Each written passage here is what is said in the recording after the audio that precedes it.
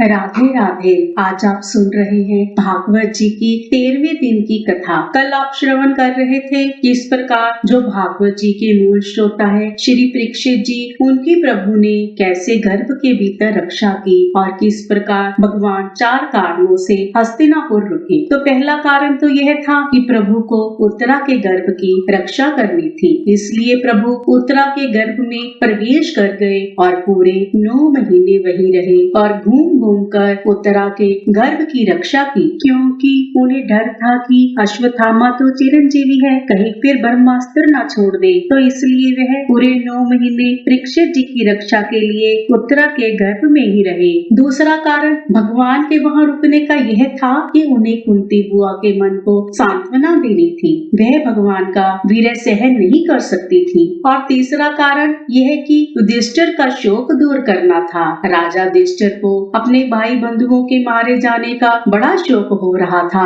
अर्जुन को तो युद्ध से पहले मोह हुआ था कि मैं अपने परिवारजनों से कैसे युद्ध करूं, ये सब तो मेरे अपने हैं। और प्रभु ने तब उसे दूर करने के लिए उसे गीता का ज्ञान दिया था। पर युधिष्ठिर जी को युद्ध के बाद शोक हुआ कि मेरे कारण इतने लोग मारे गए, इन सब की मृत्यु का मैं जिम्मेवार हूँ। मेरे भीतर राज्य प्राप्त करने की लालसा रही होगी। तब भगवान की लीला का मर्म जानने वाले व्यास आदि महर्षियों ने और स्वयं अद्भुत लीला करने वाले भगवान श्री कृष्ण ने भी अनेकों इतिहास बताकर युधिष्ठिर को समझाने की बहुत कोशिश की, परंतु उनका शोक न मिटा। तब श्री कृष्ण ने धर्मराज युधिष्ठिर से कहा कि भीष्म पितामह अभी कुरुक्षेत्र में गंगा किनारे मृत्यु शैया पर पड़े हैं, देह जब तेज छोड़ेंगे तब सभी प्रकार का ज्ञान अस्त हो जाएगा, इसलिए तुम उनके पास से सभी प्रकार का ज्ञान प्राप्त कर लो। तब सब धर्मों का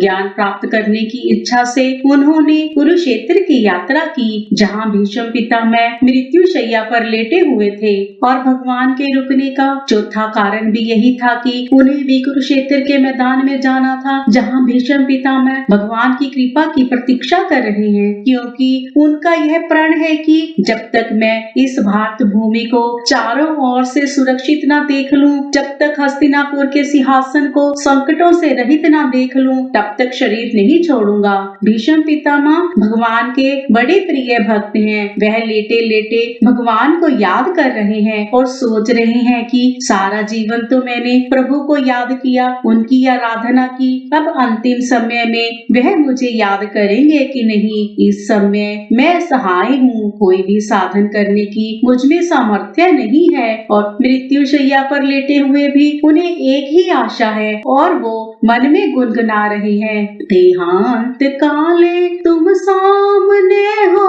वंशी बजाते मन को लुभाते, गाता यही मैं तननाथ त्यागू, गोविंद दामोदर माधवेति।